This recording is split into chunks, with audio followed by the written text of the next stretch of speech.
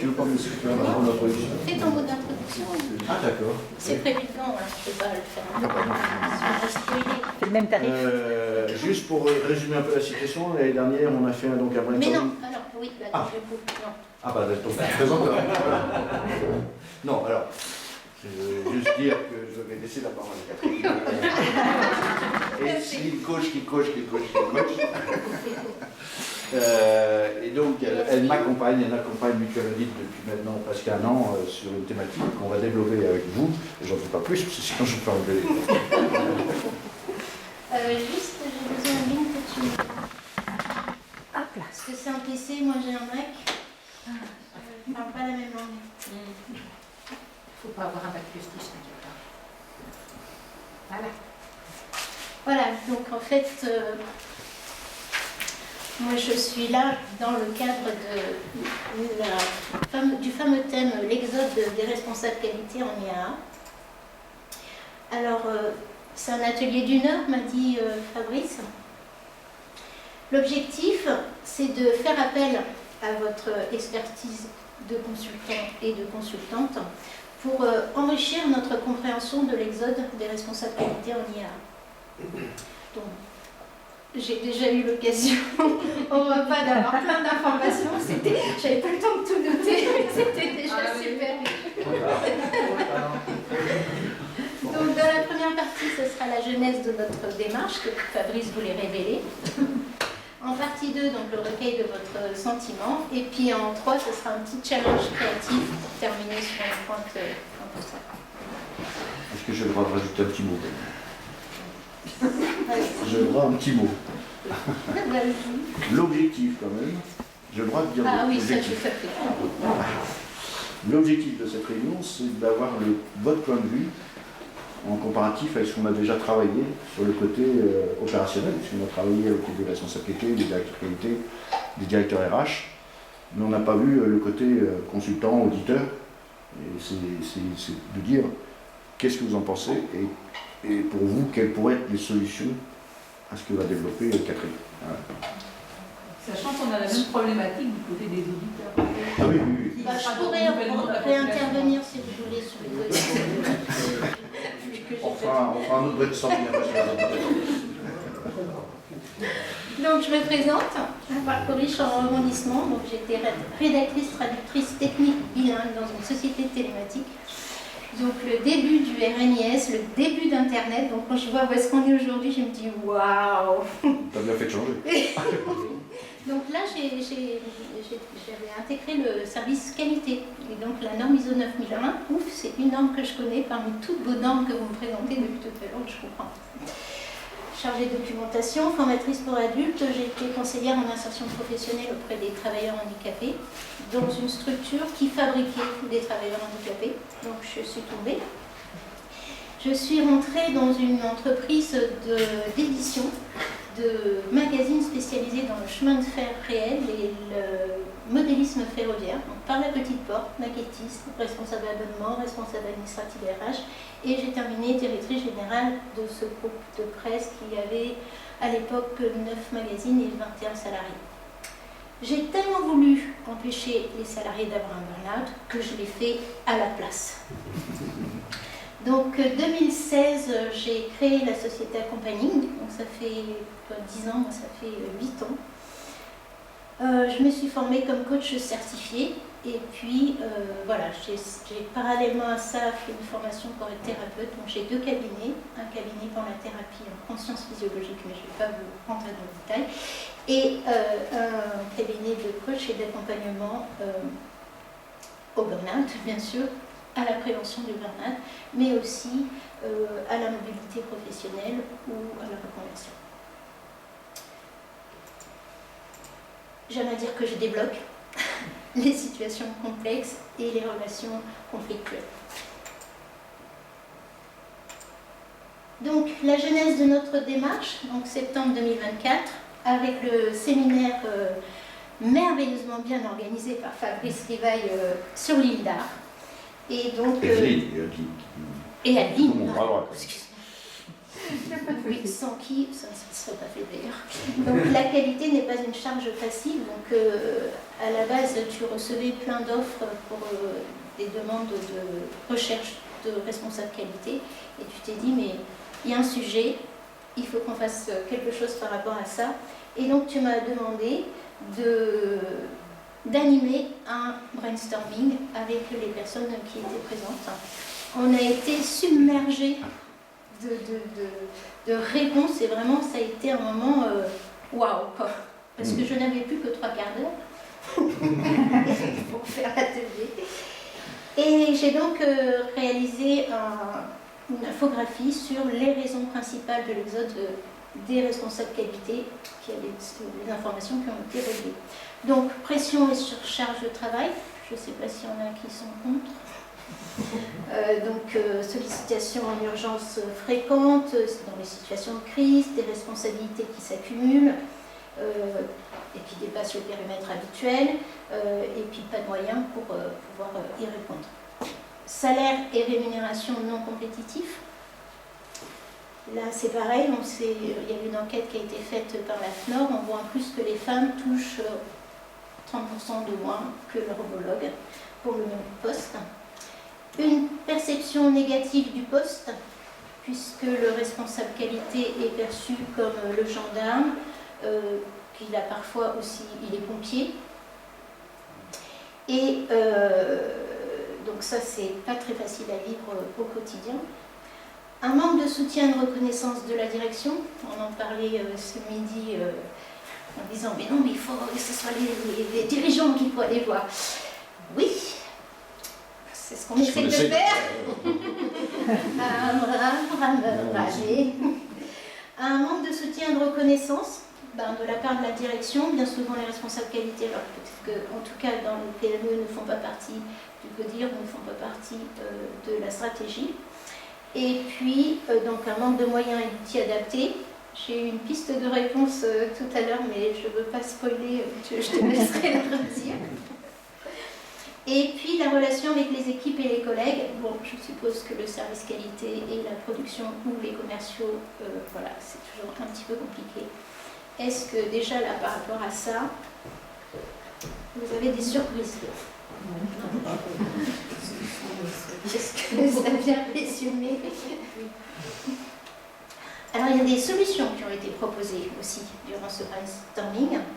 Donc, avoir plus de soutien de la direction, renforcer l'implication de la direction, soit en les formant spécifiquement à la qualité, afin qu'ils comprennent mieux les enjeux du métier. Et là encore, on a eu des petites pistes tout à l'heure. Et puis donc intégrer les responsables qualité dans les comités de direction. Valoriser le rôle et la reconnaissance, améliorée par des retours positifs, des échanges réguliers entre pairs, une communication qui valorise l'importance du métier et son impact. Des ressources et des moyens adaptés, donc la rémunération en fonction des responsabilités, fournir des moyens matériels, donc Casidoc, ELSI et l'IA intégrative, et là, ça serait top.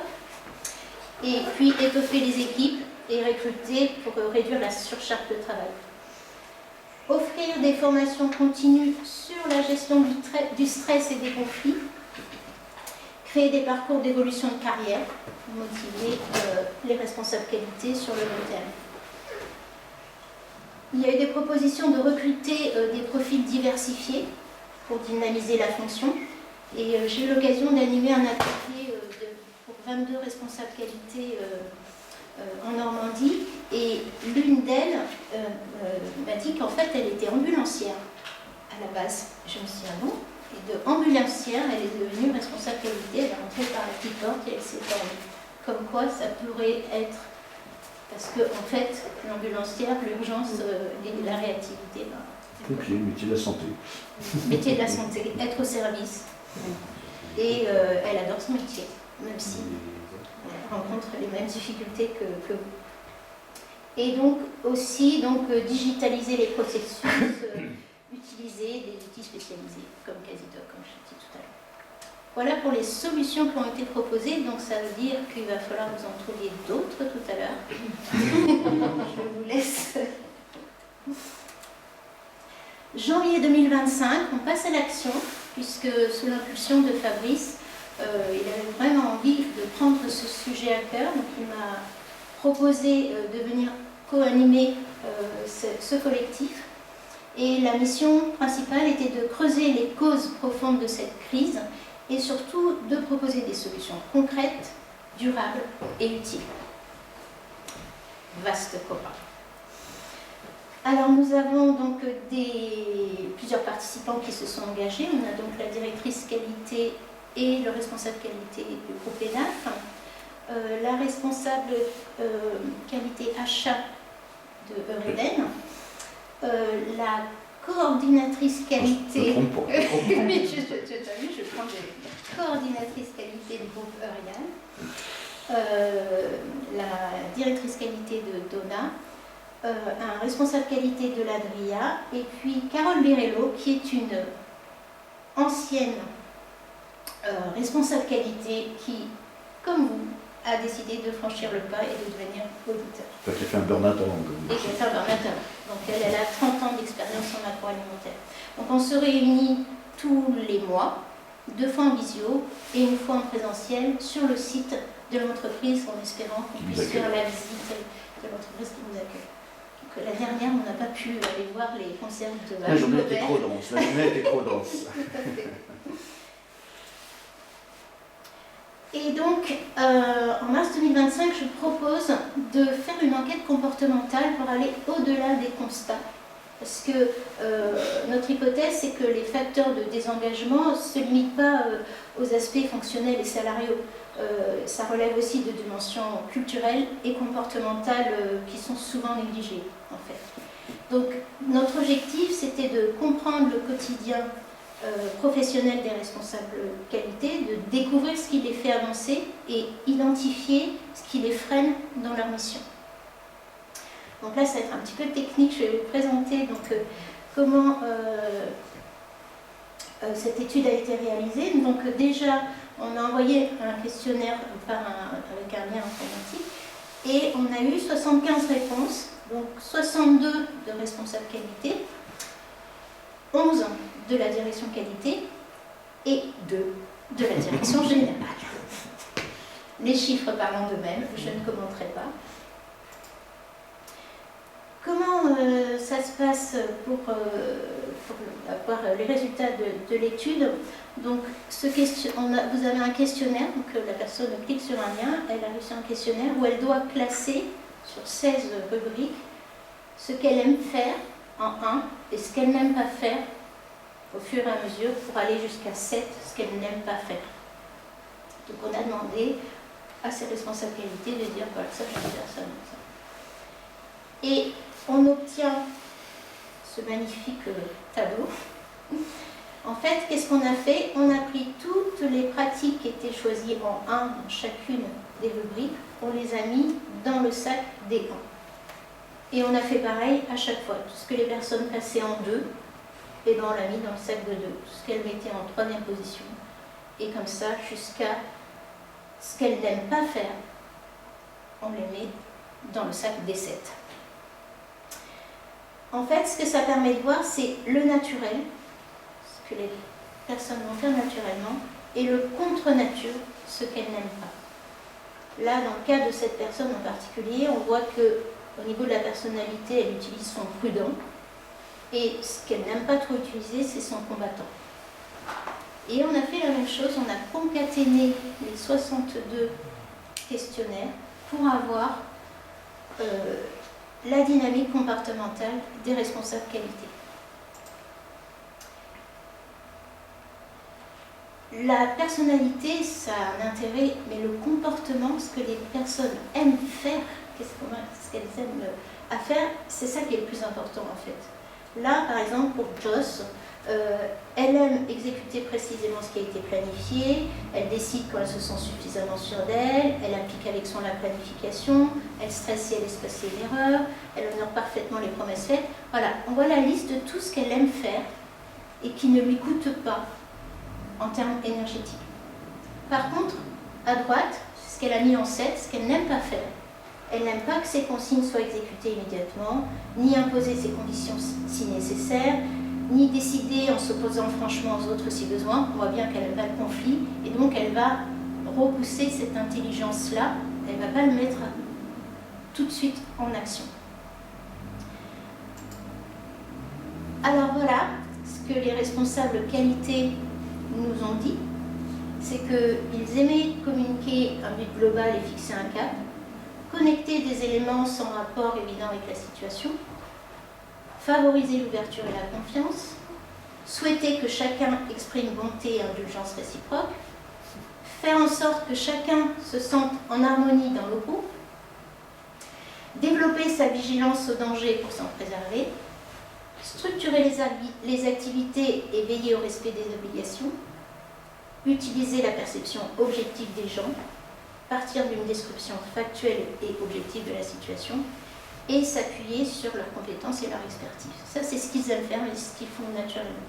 Par contre, trouver d'autres projets pour exprimer leur imagination, ça les stresse. Fuir les activités connues et répétitives, ça les stresse. Rechercher et valoriser satisfaction et plaisir, c'est pas ce qu'ils recherchent en premier. Oui.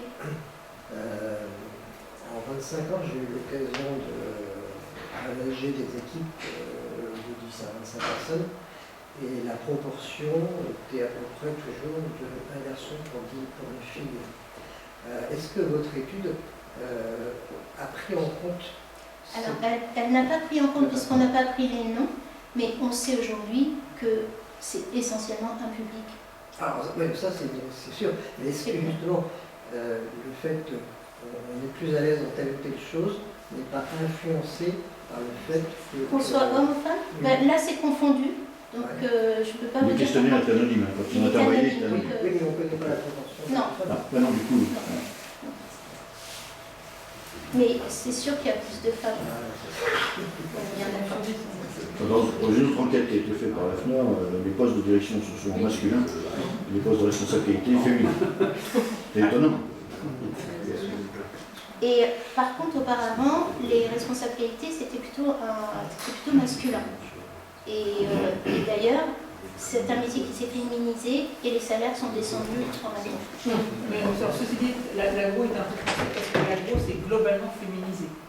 Tout à fait. Voilà, mais c'est pareil, c'est aussi les responsabilités d'autres secteurs se sont aussi féminisées. Dans l'emballage, je crois que c'est que des hommes. Dans l'industrie en général, c'est pas... Oui, c'est plus les hommes. Tout à fait. Et l'agro, c'est parce que l'agro, c'est féminisé de toute façon. Tout à fait. Aujourd'hui, sur un tour de table de codir, entre Il n'y a rien 70 et qu'à 80%. l'époque, quand on a fait l'école d'agro, on était... Nous, on était moitié-moitié. 10 ans Moitié-moitié. avant, il y avait 3 filles sur 60 gars. Et maintenant, il y a 90% qui étaient venus à Athènes en 2002. En rigolant, je faisais pas de présentation, je leur dis vous avez planté les gars. J'ai entendu deux grosses voix, non, on est là. En fait, il n'y a plus de gars. Non. C'est simple que ça. Hop, je suis pas vraiment trop habile.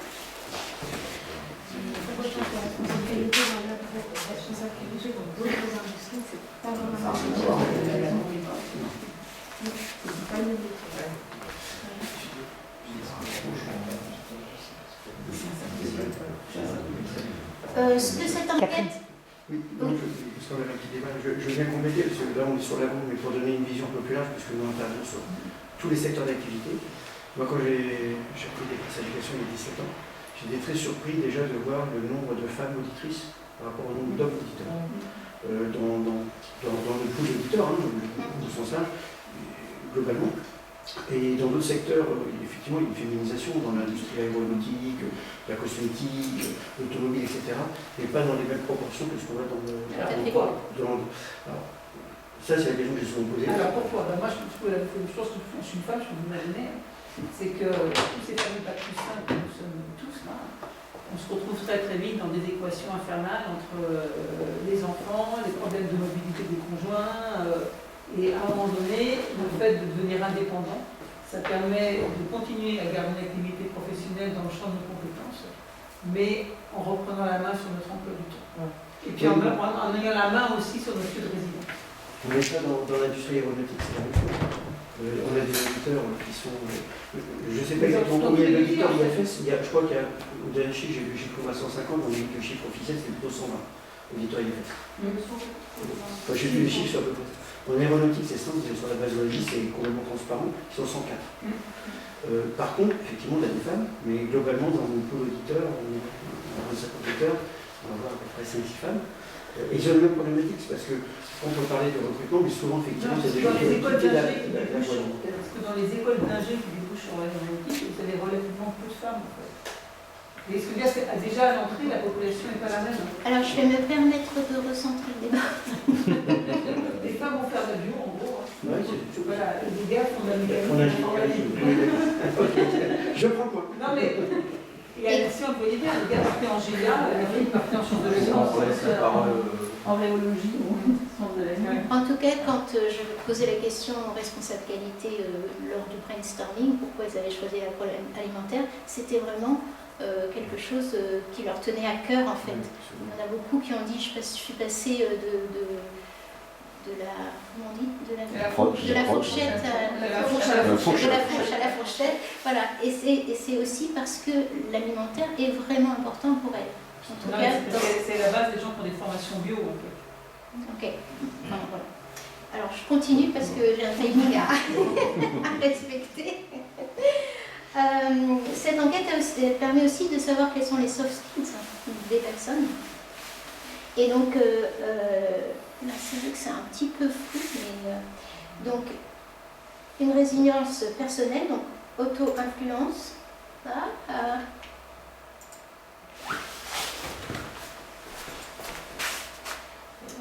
C'est bon, c'est pas la bonne. Donc, vous savez fixer un cap et le maintenir, une capacité d'adaptation importante, vous faites preuve d'une flexibilité exceptionnelle, une persévérance, vous ne renoncez pas facilement face aux obstacles, des talents relationnels, le sens du contact, vous créez facilement des liens authentiques, un esprit collectif, vous pensez naturellement équipe avant individu, un sens du service, votre priorité, la satisfaction des besoins d'autrui, des compétences opérationnelles au niveau de l'organisation, vous savez structurer efficacement votre travail, une capacité d'action importante, vous êtes orienté solution et résultat, et une capacité d'initiative également qui fait que vous savez prendre les devants quand nécessaire. Donc là, par rapport aux personnes qui ont répondu, voici les soft skills qui ont émergé. Donc on a vraiment une approche à 360 degrés et ce que l'on a pu constater, c'est que 3 tensions majeures se sont révélées, voire sans pouvoir toujours agir, donc un peu comme un pompier qui repérait des départs de feu puis qui n'a pas les moyens d'éteindre, pas l'autorité nécessaire pour le faire. Vous oscillez entre soutien et défense, donc naturellement, tourner les autres, vous avez tendance à adopter une posture défensive pour protéger votre légitimité professionnelle. Et puis en même temps, le fait d'être obligé de forcer, ça coûte énergétiquement. Et vous devenez plus coach, mais coach, mais contrôleur. Et ça, c'est aussi une posture qui n'est pas forcément celle que les responsables qualité ont envie de tenir. Et donc, la dernière tension importante, c'est le fait de porter la responsabilité sans avoir tous les leviers. On sait qu'aujourd'hui, en plus, on a une responsabilité pénale, je crois, qui vient là, donc ça devient vraiment lourd. Voilà, ça explique pourquoi tant de responsables qualité finissent par quitter leur poste, pas parce que vous fuyez le métier, mais parce que cette version de vous-même, vous ne la reconnaissez plus, et c'est pas ça que vous voulez. Donc, beaucoup passent le câble de devenir auditeur ou consultant. À ce jour, donc, le constat, on est parti du constat que 15 à 20 000 postes qualité sont vacants en industrie agroalimentaire. Un délai de recrutement moyen de 6 mois. Et donc, et un phénomène d'exode vers l'audit, le conseil, voire la sophrologie.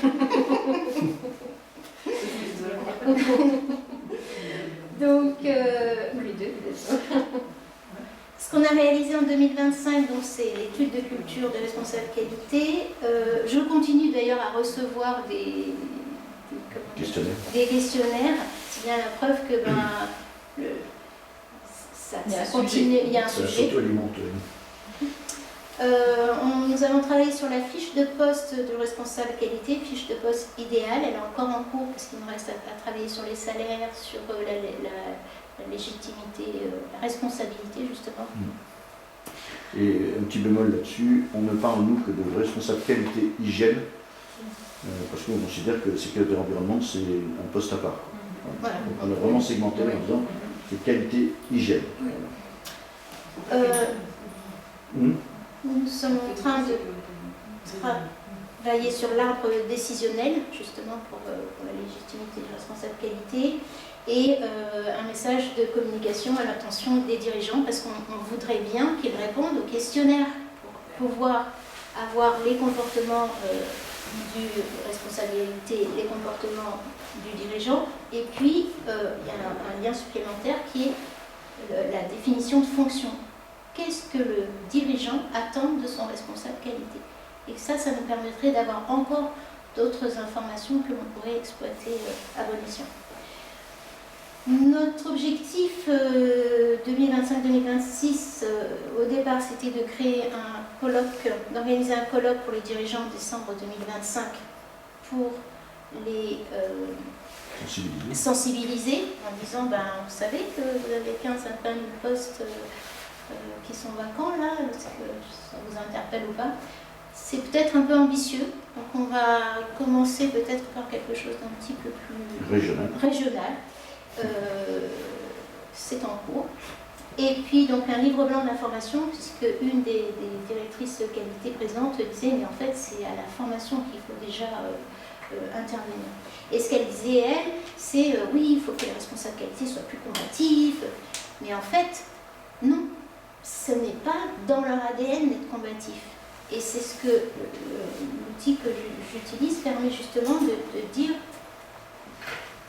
on ne va pas vous demander de prendre du combattant puisque ça vous met dans le rouge. Par contre, vous avez plein de qualités qui pourraient vous permettre de vous affirmer ou de mieux parler de ce que vous faites ou de valoriser ce que vous faites, qui serait plus efficient. Voilà, donc grâce à Fabrice, plusieurs solutions d'accompagnement ont été proposées. J'entendais certains d'entre vous dire, des fois on entend que le responsable qualité ne va pas bien, qu'est-ce qu'on pourrait faire pour aider? Vous le faites déjà pour certains. Mais voilà, on a des accompagnements qui ont été développés spécifiquement pour ça. Donc identifier les risques de suradaptation, 4 séances pour retrouver sérénité et impact. Coaching d'équipe qualité, donc là on accompagne la responsable qualité, son équipe, et après on fait tout un travail pour que la cohésion se fasse et que chacun retrouve sa posture et prenne sa juste place et transforme la posture du responsable qualité au sein de la structure. Donc voilà, pour vos clients, c'est une intervention complémentaire aux audits techniques quand vous détectez ces signaux comportementaux. Alors maintenant à vous, vous allez pouvoir vous lâcher. Déjà, donc, est-ce que vous reconnaissez ce phénomène? Est-ce que vous retrouvez cette problématique dans vos missions? Alors moi, je voudrais parler aussi de la problématique aussi du positionnement du responsable qualité. Pour avoir vécu, j'étais responsable qualité d'une des premières centrales d'achat, donc moi à l'époque, ma problématique c'était les acheteurs. Parce que en tant que responsable qualité, voilà, j'avais un rôle où et vous étiez toujours en compétition avec l'acheteur. Donc votre vision, elle était coachée. Quand vous êtes dans l'industrie, vous avez la pression aussi qui vous est donnée par la production. Donc, et vous êtes en conflit. Donc en fait, ça revient à cette histoire de positionnement et de reconnaissance dans l'entreprise où vous paraissez toujours comme l'empêcheur de tourner en rond. Et, combattants. en fait, vous êtes toujours dans cette dynamique, et que ce soit à toutes les étapes, je veux dire, de la chaîne alimentaire. Enfin, c'est pour ça que je parle aussi de la grande distribution, parce que là, les responsables qualité, ils sont en conflit avec les acheteurs. Dans les usines, ils sont en conflit avec et on se retrouve toujours en conflit. C'est là qu'on retrouve l'image effectivement que tu disais, où le responsable qualité, c'est le gendarme. La question, c'est, parce que ça a toujours été le cas, mais qu'est-ce qui fait que la fonction a complètement perdu son attractivité au fil des ans? Et ça, c'est une question qui n'a pas été soulevée, parce que la question à se poser, c'est ça, c'est-à-dire qu'il y a 40 ans, il y avait plein de candidats en qualité, on était très heureux d'être en qualité, avec tous les conflits qu'il y avait. Mais alors, on a déjà une réponse à cette question qui nous a été donnée par le directeur qualité. David Cassin, que certains connaissent ici, nous a dit, lui il a été directeur qualité il y a une quinzaine, 20 ans, il disait on avait tout à faire à l'époque. Oui. Il y a tout à monter, Tout à fait. tout à mettre en place. Et à cette époque-là, c'est nous qui donnions des indications à la direction, aux équipes et tout, de faire. Alors on y vient. Alors que maintenant ils subissent. Voilà. Et en fait, Et aujourd'hui on s'aperçoit que le poste RSE, les gens se dirigent vers la RSE, parce qu'il y a tout à faire à nouveau. Il y a tout à faire, il y a tout à mettre en place, et que c'est plus intéressant que de se faire taper dessus quand c'est en place et qu'on sert juste de contrôle. Moi je vais un peu, mais ça reprend ce que tu viens de dire, Fabrice, c'est que fut un temps où le responsable qualité, c'était un expert produit-process. Et avant tout, c'était ça son expertise. Donc c'était quelque chose d'utile dans l'entreprise en fait. D'accord? Parce qu'il était aussi dans la résolution de problèmes systématiques. Donc il apportait vraiment quelque chose à l'entreprise. Toutes les normes qui se sont mises en place, qui au début ont été structurantes, donc ont permis de construire des structures qualité plus solides, depuis une bonne dizaine d'années, si ce n'est pas 15 ans, elles sont parties dans une espèce de surenchère de la norme en fait, qui n'apporte rien en valeur ajoutée. Nous on le voit, enfin moi je vois quand je fais les formations de changement de version des normes, les trois quarts des trucs ça sert à rien. Ça n'apporte rien en valeur ajoutée à l'entreprise, ni à la sécurité, ni à la qualité des produits. Et du coup, le responsable qualité, il se retrouve à brasser ce truc-là. Donc en fait, il brasse quelque chose qui n'a plus la valeur ajoutée que ça avait. Et il passe tellement de temps à brasser ce qui n'a pas de valeur ajoutée qu'il en a perdu son process et son produit et qu'il n'a plus de valeur ajoutée lui-même. En fait. Et ça, malheureusement, on peut prendre le problème comme on veut. Tant qu'on est dans cette espèce d'univers de surenchère normative où on invente, on ne sait plus quoi inventer en fait pour faire tourner la machine en fait. Une fois qu'une machine est lancée, il faut la faire tourner. Donc les gens ils conservent leur poste, leur salaire, donc on fait tourner la machine. Ben, tant qu'on est dans cette dynamique-là, on n'en sortira pas. En fait. Ok. Moi je pense, c'est-à-dire que même si on augmente les salaires, ça fait rêver personne d'aller brasser des trucs qui servent à rien. Merci. Voilà. D'autres points de vue? Oui. Ça va être en vrac, mais il y a plein de choses qui moi, par exemple, j'ai été confrontée au fait d'être dans une entreprise qui voulait tout construire et j'ai eu beaucoup de remises en cause de ma compétence et justement, je n'étais pas du tout considérée comme une experte alors que vous m'avez recrutée pour ça. Et c'était encore à une époque où il y avait beaucoup de CV pour le poste et donc, du coup, c'était plus à nous de nous vendre aux entreprises de se vendre. Et c'est vrai qu'on était vraiment, j'étais dans une entreprise, une PME, qui voulait aller à la certification IFS. Pour moi, ce qui comptait, c'était la sincérité de l'ambition. Donc j'étais OK de partir avec eux de rien et d'y aller. Et à un moment donné, je me suis rendu compte qu'il y avait d'autres projets qui sont passés prioritaires comme le RP. Mais je me suis dit, tant qu'à faire, on va mettre en place le RP, on va le dimensionner en traçat pour que ça colle et tout ça. Puis en fait, j'étais complètement chantée des réunions dans lesquelles on définissait la traça et en fait, ils ont décidé des choses qui n'étaient pas du tout en lien et qui, moi, allaient me compliquer la vie par rapport aux objectifs qui étaient soi-disant visés. Une autre fois aussi, j'ai été recrutée dans un autre endroit où on m'a dit en entretien de recrutement d'une directrice qualité groupe et RH, en gros, on recrute quelqu'un pour remettre de la rigueur et de l'ordre sur le site. Très bien, sauf que ça, c'était pas du tout partagé avec le responsable du site et je pense que ça c'est aussi une piste mais à creuser avec les dirigeants, c'est dans le positionnement du responsable qualité, notamment quand on est dans un groupe. La responsable qualité site, elle est raccrochée à la directrice ou au directeur qualité groupe Et en fait, celui qui qui tient la boutique sur le site, c'est le responsable industriel du site. Et souvent, moi j'ai vécu 2 postures de responsables industriels de sites différentes. Le premier était un responsable de site, on va dire grand chef de la production. Le second était plus un responsable de site qui intégrait plus la sécurité, la qualité, la sécurité des aliments comme étant aussi des éléments essentiels quand il rendait ses arbitrages. Et du coup, c'était pas du tout, même si j'étais au même endroit, dans la même entreprise, avec les mêmes collègues, le fait que les arbitrages soient rendus différemment parce que le responsable de site avait intégré que même si c'était pas lui mon responsable hiérarchique, il avait quand même, à un moment donné, à prendre en compte la qualité et la sécurité des aliments dans les arbitrages qu'il rendait. Ça m'a beaucoup allégé ma charge, on va dire, émotionnelle de ce poste-là. Et enfin, pour terminer, moi j'interviens dans l'école d'ingénieurs qui m'a formée. Je suis passée de l'autre côté du bureau par rapport à il y a 20 ans.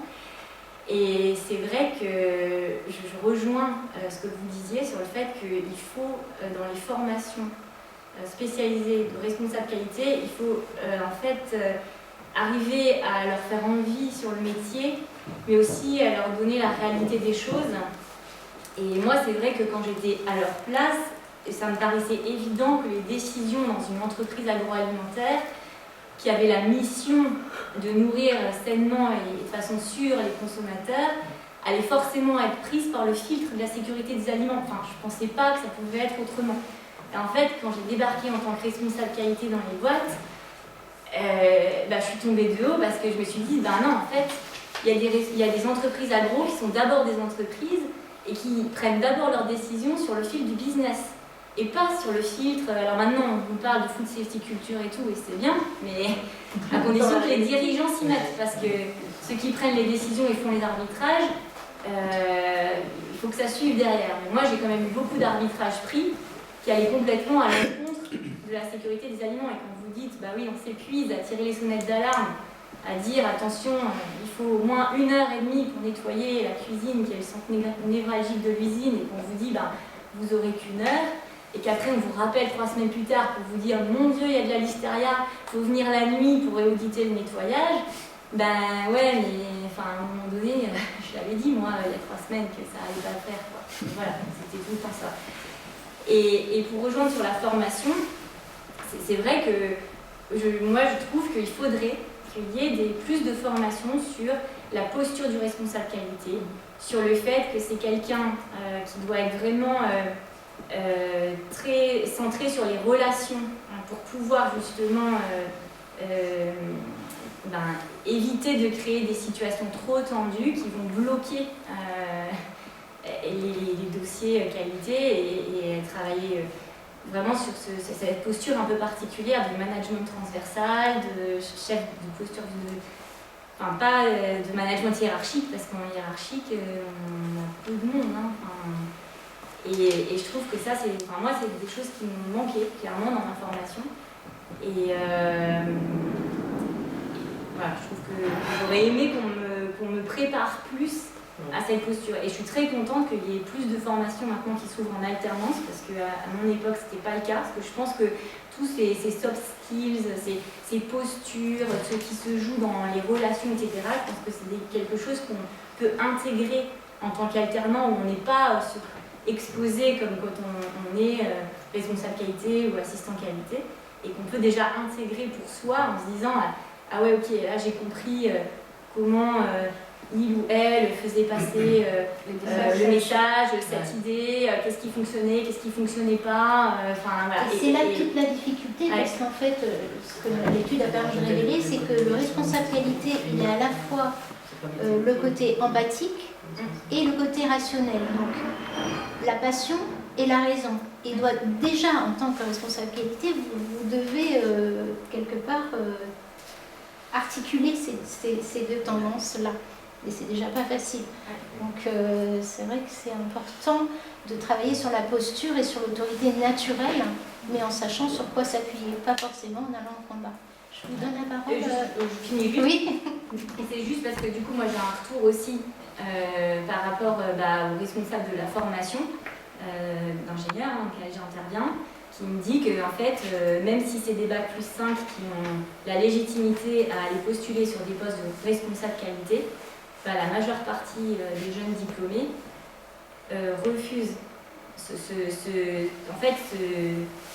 se refusent à postuler sur ces postes-là et préfèrent postuler sur des postes d'assistant ou de technicien qualité parce qu'ils ne veulent pas d'emblée avoir les responsabilités du poste. Et ça, c'est un vrai sujet, la notion de responsabilité qui devient de plus en plus grande pour le responsable qualité dans les usines. Je vous ai parlé d'exemples. Je me permets, je vais prendre dans l'ordre, mais je retiens ce sujet qui est très important. Merci. Oui, je pense que, effectivement, mais ça va rebondir par rapport à ce point-là. Moi, je pense que le point qui est important quand même dans l'évolution donnée par David et que je partage complètement, c'est cette évolution qu'on avait avant d'être imaginatif pour construire un système qualité. Aujourd'hui, les normes nous l'interdisent. Donc ça contraint d'autant plus le responsable qualité dans quelque chose qui n'est pas forcément passionnant. Plus, effectivement, cette responsabilité juridique liée à la réglementation, liée aux crises sanitaires qu'il y a dans toutes les entreprises agro et ainsi de suite, qui vient mettre une charge importante à un responsable qualité. Et honnêtement, un ingénieur qui sort de l'école n'est pas prêt. Moi, je ne recrute pas un ingénieur qui sort de l'école pour prendre un poste de responsable qualité d'une usine. Il n'est pas prêt pour ça. Il a beau avoir la meilleure formation, il a beau sortir promoé de sa promo, il n'est pas prêt. Il n'est pas prêt parce que l'enjeu et ce que va lui demander la direction générale par rapport à ses prises de décision sur un moment, est-ce qu'on fait un retrait-rappel, est-ce qu'on bloque pas, les enjeux financiers qu'il y a derrière et ainsi de suite, il n'est pas prêt à le gérer. D'accord ? La deuxième chose que je voudrais dire par rapport à ça, c'est le métier de la qualité, effectivement, il a évolué. Avant, on allait en frontal avec l'acheteur, avec le DG, avec le directeur des opérations, avec le mec dans l'atelier qui fumait alors que c'était interdit de fumer, et ainsi de suite. Moi, je l'ai vécu. Aujourd'hui, c'est plus ça. Et là, c'est pareil, le responsable qualité, ou le directeur qualité, ou même la technicienne qualité, elle n'est pas formée parce qu'aujourd'hui, c'est plus du frontal qu'on leur demande. Parce que de toute façon, un jeune, il n'en veut pas du frontal. Nos jeunes aujourd'hui, nos enfants et ainsi de suite, ils ne veulent pas du frontal. Et on ne les forme pas à un point essentiel qui est la communication et la négociation. Parce que le métier de responsable qualité aujourd'hui, c'est la communication et la négociation. S'il ne sait pas négocier, s'il ne sait pas communiquer sur ce qu'il fait, il n'y arrivera pas. Et pour négocier et pour communiquer, il faut avoir de l'expérience. D'accord ? Voilà. Et ça, c'est un vrai problème. C'est un vrai problème qu'on a par rapport à ça. Aujourd'hui, en fait, je pense que on a un problème. Moi, je le vois parce que souvent, quand je suis en mission, on me demande en même temps de recruter. D'accord ? Et effectivement, c'est très compliqué de recruter. Et en plus, avec une difficulté qui est supplémentaire, mais qui est, c'est qu'en plus, en général, les gens qui sont dans la qualité, ils ne sont absolument pas mobiles. D'accord ? Donc, dès qu'on leur dit « Ah ouais, mais non, moi je suis pas prêt. » Oui, mais c'est un poste de directeur. Aujourd'hui, tu es responsable que d'un petit site, on va te poser directeur. « Ah ouais, mais non, c'est trop loin. » Alors, je reviens sur la communication, puis je vais passer la parole. Ce qu'on s'est rendu compte avec les responsables qualité du collectif, c'est que communiquer sur ce qu'ils font bien est une réelle difficulté. Ils ne savent pas. Ils savent pas. Mais je l'ai fait, c'est normal, quoi. Et donc, on est en train de développer, ça s'appelle le KISS, qui fait Simple and Sexy. Et donc, ça va être ça, de proposer aux responsables qualité de parler de ce qu'ils font avec simplicité, mais qui soit audible et qui donne cette reconnaissance qu'ils recherchent. Mais eux-mêmes ne l'ayant pas, moi j'ai accompagné une responsable qualité, elle juste dire ce qu'elle faisait qui était juste incroyable. Elle toute seule, elle menait la baraque, quoi. Donc, alors, je voudrais juste, pardon, rapidement, ce qui serait intéressant de savoir quand même par rapport à l'étude et par rapport au positionnement qu'il y a eu sur... c'est de savoir si les directions qualité ou les responsables qualité sont rattachés, ça a été dit, soit directement à la direction générale ou à un directeur qualité groupe, soit ils sont rattachés à un directeur opération ou à un directeur de site. Parce que je pense que ça change aussi beaucoup l'état d'esprit dans lequel se trouve le responsable qualité par rapport à sa mission. Et on va aussi différencier les grands groupes et les PME. Parce Oui. que le responsable qualité dans ces deux entités n'a pas les mêmes tâches, il ne fonctionne pas de la même manière. Moi, je trouve qu'on se concentre très fortement sur une problématique, problème des genres de qualité. Moi, je ne pense pas que le problème est là. Le problème est dans l'esprit des patrons. Ouais. Ouais. Et allez, moi j'ai une approche commerciale avec Quasidoc. Dans une première approche que je fais avec un prospect, moi je veux savoir, et quand je parle avec les personnes de qualité, ils me disent si ça j'aurais eu, mais c'est fantastique. C'est pas parce qu'elles disent que, c'est souvent des dames qu'elles disent ah c'est fantastique que c'est vendu, hein. Ah non, là c'est mon boulot qui commence, c'est convaincre les patrons. Et dans ma première approche, je demande souvent votre patron, qualité pour lui c'est un coût ou pas? Si oui ça coûte cher, ouais. Alors moi j'abandonne. Parce que je perds mon Nous, temps. on a décidé qu'on n'abandonnerait pas. Non, mais on perd son temps. Parce que, et là, je pense que là, il y a probablement une voie de solution. C'est d'aller vers les gens qui décident et de leur convaincre que qualité peut leur rapporter de l'argent. Et là, c'est ça. Quand tu peux leur dire, quand on fait ça ne va pas vous coûter autant. Mais ça peut vous rapporter de l'argent parce que eux, ils voient que les signes $, ils ne voient pas la qualité. C'est l'argent qui, c'est bottom line, unter den Strich, comment on dit en Allemagne, unter den Strich, c'est ça qui compte. Qu'est-ce que ça peut leur rapporter? Non, mais ça c'est non. Merci. Todd, moi, juste un petit mot là-dessus, c'est que l'année dernière, on a fait un colloque avec les industriels. Et on a mis le titre la qualité n'est pas une charge passive. Et donc, dans l'ordre du jour, c'était bien dit que la qualité de valeur ajoutée, que ça rapportait de l'argent, qu'il fallait. On a eu 0 directeur d'entreprise. Non, juste un. Oui, je suis d'accord. Voilà. Mais avec cette idée, vous prenez le premier slide, les 6 points, ils sont solutionnés. Parce que si demain on dit voilà, la qualité ça me rapporte de l'argent, ils vont mettre les personnes dans un plus haut niveau dans l'organisation, ils vont gagner plus d'argent, leur salaire va augmenter, ils vont avoir des outils pour faire leur boulot, tout est solutionné. Donc pour moi, c'est là qu'il faut travailler dessus. C'est difficile, hein, parce que c'est un créneau où vous n'êtes pas aujourd'hui. Et c'est ça que nous vivons chaque jour. On voit les dames de qualité qui trouvent ça super, mais puis passer les caps au-dessus, c'est la plus difficile. Merci. Et ça prend du temps énorme pour convaincre le patron. Merci Ton. Point noté. Rita?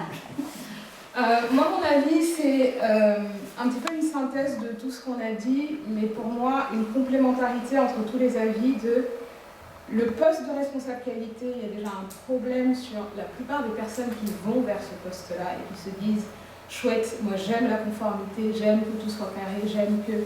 Et qui lorsqu'ils sortent d'école, ne peuvent pas prendre un poste de responsabilité parce que dans la vraie vie ça se passe pas comme ça. Et du coup l'alternance c'est tip top pour ça parce qu'on est dans le bain avant d'avoir le poste à responsabilité.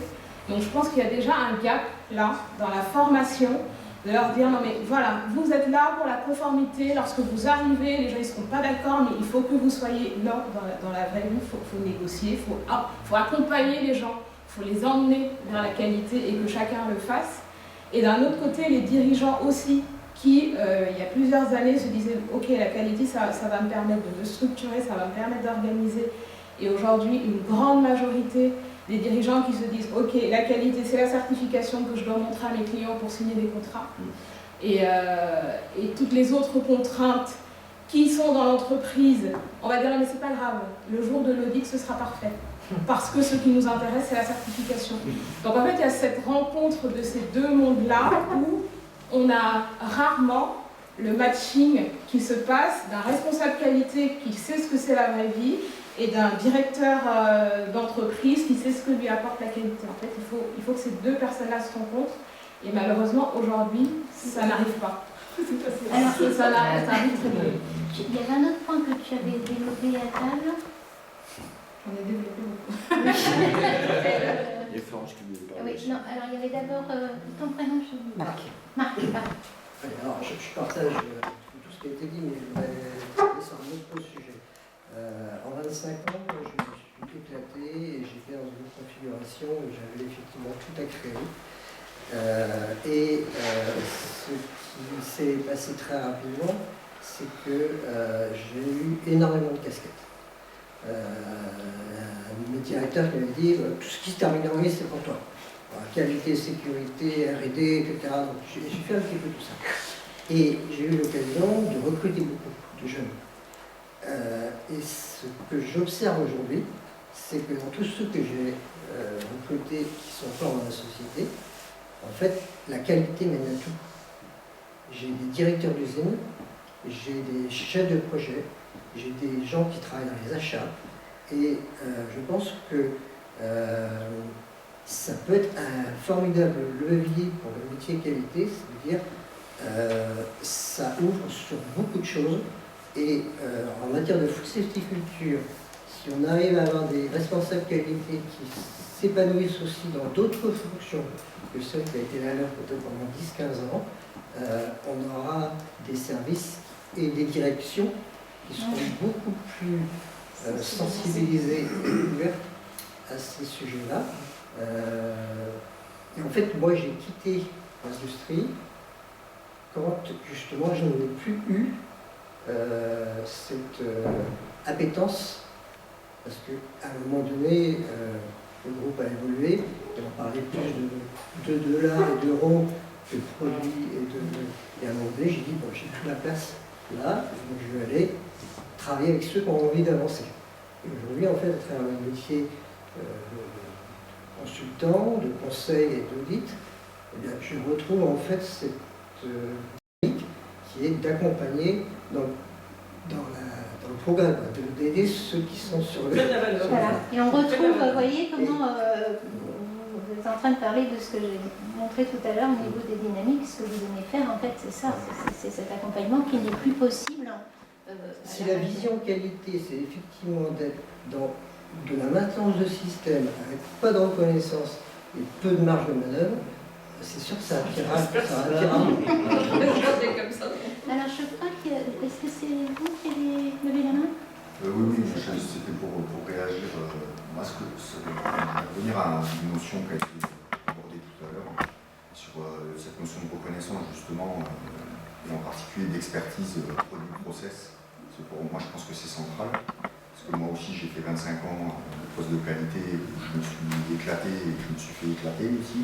Clairement. Non, mais c'est une réalité. Et Pierre peut en témoigner, parce qu'on a travaillé ensemble quelques années. Et je trouve qu'il y a aussi dans la problématique une posture un peu générale. Alors, je fais une parenthèse, il y a un truc que je ne comprends pas, moi, c'est que on parle de la responsabilité des dirigeants et de la prise en compte par les dirigeants de ces problématiques-là. Il y a de plus en plus de scandales avec des impacts parfois très très lourds, hein, que ce soit au niveau humain ou au niveau économique.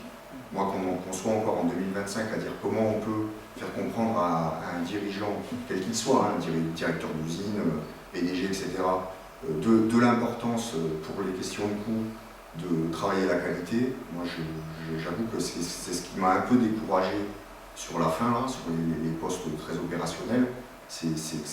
D'un moment, c'est pas un problème, c'est un choix délibéré d'un système de fonctionner comme ça.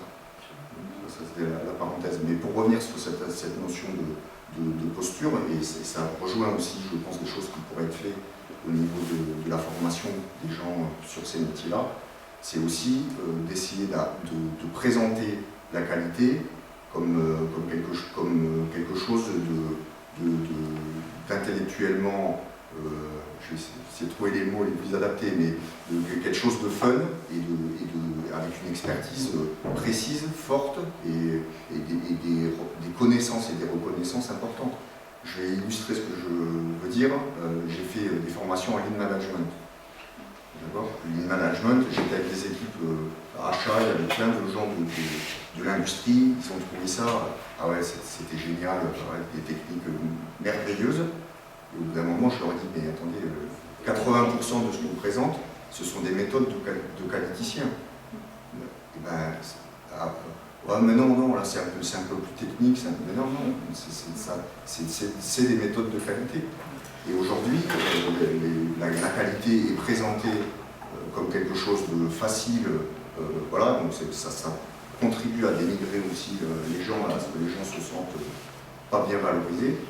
Et il y a un autre phénomène qui a été mis en place, et là aussi qui pour moi a été dévoyé, c'est que ces dernières années, sous l'impulsion aussi de conseillers, de consultants, on a parlé d'équipes autonomes, etc., la qualité. Alors le message est que la qualité c'est tout le monde, c'est devenu la qualité c'est plus personne, et le responsable qualité, il sert encore moins à quelque chose que historiquement, parce que la qualité c'est tout le monde, et les équipes autonomes, bientôt, ils seront tellement bons en autonomie qu'il n'y aura même plus besoin des responsables qualité. Et je pense que ça a créé aussi une érosion supplémentaire dans ces postes qui sont déjà surexposés. Et Smilly, tu as dit que toi tu serais prête à retourner comme responsable qualité si... Ah oui. En fait, je parlais, moi, de ce qui m'avait un petit peu sorti de cette fonction de responsable qualité. Mais c'est vrai que bon, je ne me retrouve pas forcément dans ce qui a été décrit. Moi, j'en suis sortie vraiment parce que ce que j'aime faire, c'est mener des projets. C'est le quotidien du poste de responsable qualité dans une usine. Au quotidien, on ne fait pas toujours des choses hyper fines. Et j'ai eu la chance de pouvoir gérer des projets, d'accompagner des projets. Et je trouvais ça tellement génial qu'au quotidien, de sortir de ça et de courir parce que je devais faire des enregistrements, voilà, tout ce qu'on a dit du quotidien, du système documentaire, des checklists, de rappeler ceci, d'avoir un nouvel intervenant à qui il fallait relire le livret d'accueil. Et de se retrouver le soir à 19h épuisé, mais pour moi, parce qu'on avait fait quelque chose qui n'avait pas de grande valeur ajoutée. Voilà, et je disais, voilà, il y aurait déjà toute cette partie enlevée, parce que le poste de responsable qualité, c'est aussi un service. On a très peu, dans la plupart des usines, on a très peu de hiérarchie directe, c'est des petites équipes. Et donc, on a beau être responsable qualité, il y a beaucoup de parties opérationnelles qu'on doit faire. Et donc, ces aides-là sont les bienvenues pour augmenter la valeur ajoutée du responsable qualité par rapport aux autres membres du CODIR qui, eux, ont l'impression de gérer, qui, eux, gèrent des équipes de 50, 60 personnes et qui voient un peu plus de valeur ajoutée à leur poste de responsabilité. Alors, il y avait Florence.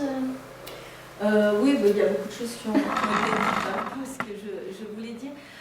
Moi, je voulais aussi parler aussi globalement de la position de l'industrie alimentaire dans le monde d'aujourd'hui. Tout le monde pense que l'industrie alimentaire, ça va de soi, on va manger des choses qui sont saines et sûres, et que ça va de soi. On a oublié le Covid où tout le monde, quand on arrivait, tout le monde allait au drive et puis tout le monde trouvait ça normal que, je veux dire, ce soit alimenté, mais pour que ce soit alimenté, il fallait quand même qu'il y ait des gens qui soient dans les usines et qui le fassent.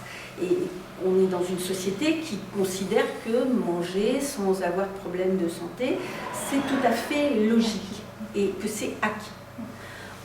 Sauf qu'aujourd'hui, on se retrouve avec des responsables qualité qui sont donc en fait déjà l'attractivité d'aller vers l'industrie, qui est un gros mot, l'industrie alimentaire, déjà ça ça n'intéresse pas, notamment. C'est le bas du niveau de. Voilà. On est passé du premier secteur économique voilà, à la cube. au niveau de l'industrie. Donc déjà, quand vous êtes là, c'est vous qui, quand vous arrivez dans une industrie alimentaire, vous commencez par aller voir les RH, et puis tout de suite après, on vous aiguille vers le service qualité qui est en charge de vous accompagner. Sauf que les services qualité s'épuisent à devoir former et reformer parce qu'il y a un turnover, parce que ça attire pas l'alimentaire. Il faut dire les choses telles qu'elles sont. Ça s'appelle tellement mal que ça attire plus personne. Et les gens ils déchantent aussi en arrivant. C'est-à-dire qu'on présente, ce que vous dites, c'est qu'on vend à la personne lambda une industrie agroalimentaire parfaite avec des publicités, avec des gens qui sont dans les champs, avec la chèvre au carré, avec prenez soin de votre bébé en lui donnant du lait en poudre et c'est ce qu'il y a de mieux pour lui. Mais en fait, on a enlevé l'image d'une industrie agroalimentaire, on l'a tellement embellie que les gens ils rentrent dedans, ils déchantent. Alors là, je suis pas d'accord, parce que quand on voit tous les reportages qu'on a qui nous descendent, mais alors, on est des empoisonneurs, on fait que de la bouffe de mer, enfin, moi j'aurais plus tendance à dire que, alors, on est à la fois effectivement sur des jeunes qui sont pas du tout calés. Oui, mais les reportages, il y en a un tous les trimestres qui sont suivis par quelques millions de téléspectateurs, d'accord. Sauf que toutes les 10 minutes dans chaque chaîne de télé, il y a des publicités qui vendent un truc merveilleux. Mais ce que je veux dire aussi, ils vont pas vendre de la merde non plus. Oui, non, mais je sais. Le marketing, il est dans toutes les industries, dans la cosmétique, enfin, ok, d'accord. Sauf que derrière, les gens qui arrivent en usine, qui passent de consommateurs à fabricants, ben, quelquefois, ils ne s'y retrouvent pas. On va laisser Florence terminer. Je voulais dire aussi cet aspect qu'on a aujourd'hui au niveau des services qualité, à devoir passer son temps, on passe son temps à former et à reformer les gens sans arrêt parce qu'il y a des turnovers qui sont importants. Alors qu'on n'est pas un service formation. Et on n'est pas un service. Et la sensibilisation, elle n'est pas acquise. De plus en plus, vous en avez qui ont des implants dans les usines parce que pour essayer de présélectionner. Mais franchement, on passe son temps à faire. On a l'impression d'être garde-chion. Hein. C'est la réalité. Là. Je vous imaginais en tant que garde-chion. C'est la réalité. Vous passez et dès que vous avez tourné le dos, alors, merci beaucoup. Merci beaucoup à tous. Je crois qu'on pourrait en faire une journée entière. Alors, c'est temps qu'on termine, mais j'avais envie de faire quand même un petit challenge. Ah, perdu. Alors, 3 défis créatifs, puisque vous aimez ça, les défis. Quelle est l'idée la plus originale que vous pourriez recommander à un dirigeant pour prévenir l'exode? Vous avez au choix. Comment voyez-vous l'évolution la plus disruptive du rôle du responsable qualité en 2030? Ou quel serait le slogan choc qui ferait prendre conscience de l'enjeu, qui ferait réagir un dirigeant sur la qualité, sur l'importance de la qualité? Plus de responsable qualité. 2030, plus de responsable qualité. Ok. Un petit peu d'explication de texte ou pas? Il est responsable de tous les malheurs, le responsable qualité. En plus de un facilitateur quelque chose que responsable de tous les problèmes. Souvent c'est bravo, on a eu l'express, nouveau machin. Et puis quand on l'a pas, c'est la faute pas de ceux qui ont fait les conneries, c'est la faute de la qualité. Voilà, ça serait que tu n'avais pas vu ça. Mais c'est vrai, pour alimenter cette réflexion. Alors on reste dans la créativité. Hein. Parce que pour alimenter cette réflexion, effectivement, la norme que j'appelle de base, qui est l'ISO 9001, depuis 2015, le responsable qualité n'existe plus. Il n'y a plus de responsable qualité dans la norme ISO 9001.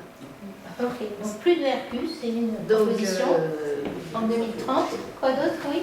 Toujours sur cette même thématique-là, pourquoi pas lier la qualité à une fonction que moi j'ai découverte en industrie mais qui était vachement plus sexy, aux yeux de mes collègues, c'est responsable méthode, amélioration continue, parce que comme ça a été dit, on nous a vendu le lean management comme une révolution, alors qu'on parle des 5e, des 5 pourquoi, des choses que nous en qualité on utilise tous les jours. Je trouvais moi que mon collègue des méthodes, il avait la belle vie, parce qu'il était là pour organiser les ateliers, trouver plein de leviers pour améliorer les TRS et tout. Et en fait, voilà, il avait la production, la R&D dans sa poche, la maintenance. Et moi, finalement, je me voyais un peu comme lui, parce que je me suis dit, mais moi aussi, je suis là pour les accompagner, pour améliorer la sécurité sanitaire, le nettoyage, etc.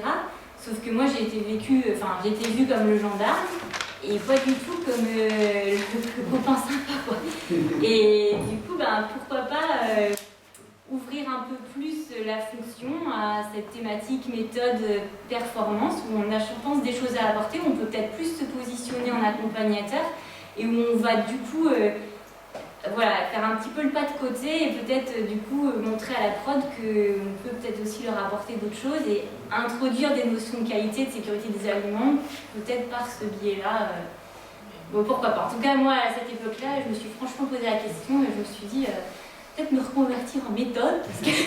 Accessoirement, c'est ce qu'était la fonction il y a 40 ans. C'est ce qu'était la fonction il y a 40 ans. C'est une idée ici, super idée, merci. C'est pas une idée, c'était ce qu'il y a 40 ans. C'est ce que je vous dis. C'est pas grave, c'est une idée. Non, mais ce que je veux dire, c'est pour ça. Moi, je suis née il y a 40 ans. On va laisser.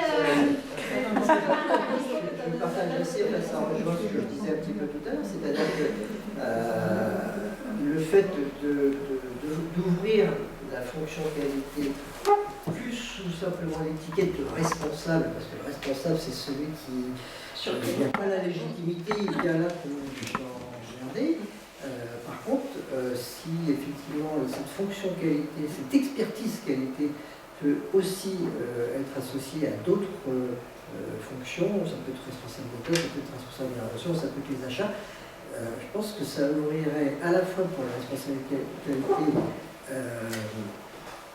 de la créativité et un périmètre beaucoup plus large de travail, tout en ayant une expertise, et puis également asseoir une légitimité vis-à-vis des autres en disant voilà, ils ont aussi une activité qui est beaucoup plus classique, mais qui est aussi une activité opérationnelle incontestable. Et moi, l'expérience que j'ai des personnes avec qui j'ai travaillé aujourd'hui, elles ont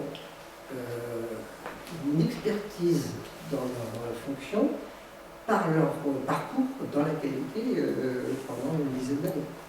Ok, merci. Alors, j'avais Rita. Est-ce que là, on demande une solution inédite pour les dirigeants? Est-ce que je peux proposer une solution pour la responsabilité? Toutes les propositions sont les bienvenues. Ce serait, sur une période donnée, une journée, une semaine, je ne sais pas, que le responsable qualité il soit à son poste, sans parler le langage qualité. Parce que je suis d'accord, l'amélioration continue, la méthode, tout ça c'est très sexy et c'est mieux accepté par les gens, mais parce que ça parle aux gens. Et souvent en qualité, on a le défaut de parler qualité, de parler français, ou anglais, ou je ne sais pas quoi. Et je pense que ça pourrait être dans des situations où le responsable qualité est vu comme un gendarme, il se sent un petit peu isolé, de faire une liste de mots qualité interdits pendant une semaine, et ça peut être un défi. Merci. Autre proposition? Oui, comme je suis chez Descraques, je suis dans une société allemande, j'en profite pour avoir des questions parce que vous êtes plus sur le terrain que moi. Moi, ce qui m'a beaucoup étonné chez les Allemands, alors je ne sais pas si c'est culturel, on n'a pas beaucoup parlé culture, ou si c'est normatif chez eux, mais systématiquement dans une entreprise, quelle que soit la taille, doit apparaître dans leur organigramme quelqu'un qui est en charge de la qualité. Voilà. Donc, et la deuxième chose, et ça j'ai vu sur certains landers, ça m'a été confirmé, il doit faire partie du comité de direction. Alors, je sais qu'en France on en est très loin, parce que ce que je vous écoute, c'est qu'ils ne sont pas les deux considérés, mais peut-être que ça pourrait être disruptif si certaines entreprises mettaient leur directeur qualité haute, on peut dire, et en dessous. Je ne sais pas si c'est réaliste, mais en tous les cas, ça c'est un premier point. Deuxième point que moi je vois en tant qu'organisme de certification, et on le voit dans d'autres métiers, c'était un peu dit tout à l'heure, quand tu disais, voilà, tu peux avoir de l'expérience, etc. Moi, je reçois quasiment tous les jours sur notre site internet des demandes enfin, des gens qui veulent postuler pour être auditeurs IFS ou BRC, qui ont 22-23 ans, qui sortent de leur Master 2 en qualité. Alors, on est obligé de leur expliquer, mais écoute, tu vas travailler 15-20 ans en industrie, une fois que tu auras un peu d'expérience et que tu sauras parler à un responsable de production, à un directeur de site avec les enjeux qu'il y a, tu peux revenir. Par contre, ce que j'ai vu dans certaines entreprises, pour garder les responsables de qualité, c'est pas que dans l'agro, je l'ai vu plutôt dans d'autres industries, on a des responsables de qualité qui s'asphyxient, parce que toute la journée ils vivent les mêmes problématiques dans la même entreprise, avec les mêmes méthodes, les mêmes outils, les mêmes collègues. Et il y a des responsables de qualité qui ont réussi à négocier avec leur direction, de leur dire je veux faire de l'audit, de certification, c'est-à-dire aller auditer d'autres entreprises, ce qui permettra à moi d'avoir une autre vue de ce qui se passe à côté et revenir avec des bonnes pratiques et autres. Et ça les oxygène un peu. Donc moi j'ai un responsable qui était dans une usine dans l'industrie, il a discuté avec sa direction, il fait entre 30 et 40 jours d'audit pour nous dans l'année. Même dans des métiers qui sont, évidemment, il ne va pas chez des concurrents, ça c'est évident, mais voilà, pour prendre d'autres choses. Et ça lui permet d'avoir une oxygénation, je vais en dire, de voir autre chose, et il revient réenrichi dans son entreprise, et lui-même, ça le sort un peu du quotidien. Il dit peut-être que dans l'agroalimentaire, ce serait intéressant que certaines puissent faire ça, je ne sais pas si c'est possible. Super. Ça existe, les Arias font ça très bien. Je pense notamment les audits croisés localement, je pense notamment à l'Alsace Qualité. Et ils font ça et c'est vrai que tous ceux qui participent, c'est Aria Bourgogne, mais aussi c'est... Alors ça baisse en ce moment parce qu'ils ont de moins en moins de temps justement d'aller faire les audits chez eux. Ils n'ont déjà plus de temps chez eux, alors allez chez eux. La qualité, en fait, c'est transversal sur des métiers que tu ne connais pas. En fait, tu peux aller auditer une autre boîte qui fait les boulons et toi tu fais les bons choux. Je vais faire le gardien du temps, si on peut, si on avait dit 4h30. Moi je veux bien sur la phrase. Oui, super. Moi je dirais donc pas de qualité, pas de satisfaction client, pas de chiffre d'affaires, pas d'entreprise. Ah, c'est radical. Alors, pas de qualité. Pas de satisfaction C'est client. pas faux. Ouais, chiffre d'affaires. Pas de chiffre d'affaires, pas d'entreprise. Ouais. Merci. Eh bien, bravo à tous. Alors, vous pouvez réfléchir à ces sujets-là, de toute façon, on vous enverra le PowerPoint, libre à vous, effectivement, de nous envoyer des suggestions par rapport aux 3 petites questions qui étaient posées, parce que ça va enrichir un peu notre débat, et on espère vraiment, sincèrement, pouvoir, à minima sur le plan régional, regrouper plusieurs organisations comme la NDRH, la BEA, Projet Bretagne, l'ADRIA et nous, pour organiser MEDEF, pourquoi pas. Le MEDEF. Allons chercher à la source. Voilà, essayer de faire venir et les gens de la qualité et les gens de la direction générale, mais pas que.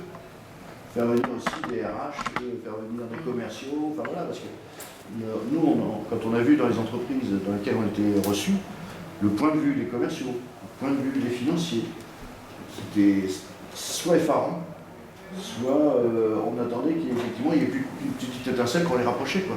Et ça s'est fait d'ailleurs. Ouais, ça dans s'est une fait. des entreprises, le responsable qualité est maintenant présent pour toutes les grosses négociations commerciales. Et lui, il s'éclate, mais bon, c'est un personnage, mais et pour les commerciaux, ils ont compris la pépite qu'ils avaient, parce que quand lui parlait du produit, il était rassurant, il était enthousiaste, il savait ce qu'il demandait. Et pour le commercial, c'était juste royal au bar. Et puis, un truc aussi qui peut être très bien pour les entreprises, c'est de, parmi les équipes d'auditeurs internes, intégrer des commerciaux. Moi, je l'ai fait dans les entreprises. Et ça, je veux dire, au moins quand ils sont en clientèle, ils savent de quoi ils parlent. Et ça les associe davantage au réel métier d'intégrer dans les audits internes d'autres fonctions qui sont davantage exposées vers l'externe de l'entreprise, qui viennent voir dans l'entreprise et sur le terrain ce que c'est. Ça, c'est un point qui est important et qui revalorise aussi. Hein? C'est pas une coutume chez vous aussi? Non. Ah ouais, chez nous, oui. Moi, j'ai eu une société moi-même et la direction devrait faire des audits internes, était formée, devrait faire des audits internes dans des divisions où ils n'étaient pas responsables. Mais ça change tout. Hein. Donc, si vous avez contact avec des directeurs généraux, si vous voulez leur parler de notre enquête. Il y a un colloque, c'est comment c'est au PIPS, j'y vais jeudi prochain, que je dise pas de bêtises, je regarde une association de Rennes Innov'To Biotech Santé. Mais après, vous pouvez aussi aller sur un réseau qui s'appelle Parcours d'Experts. C'est ça, Parcours Croisé, pardon. Parcours Croisé, c'est l'AFNOR qui dirige ça. Et c'est un blog où tous les responsables qualité peuvent mettre des posts, dire s'ils vont bien, pas bien. Et c'est pas mal parce qu'il y a beaucoup de livres blancs sur le responsable qualité. C'est pas mal fait. On a demandé à l'AFNOR de participer aussi, nous, à notre étude. Bon, pour l'instant, ils ne sont pas. Et qu'est-ce que je voulais dire?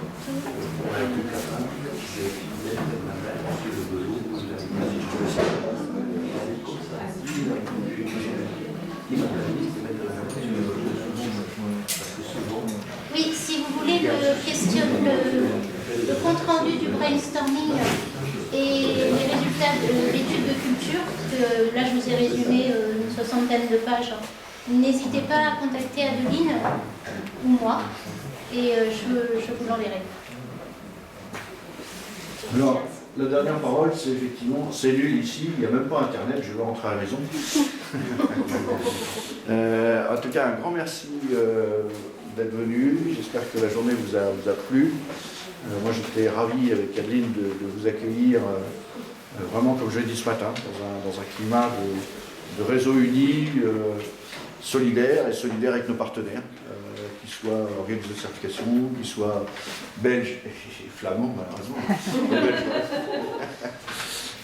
Voilà, c'était ça. Les flamands qui parlent très bien français. Oui, c'est un faux flamand.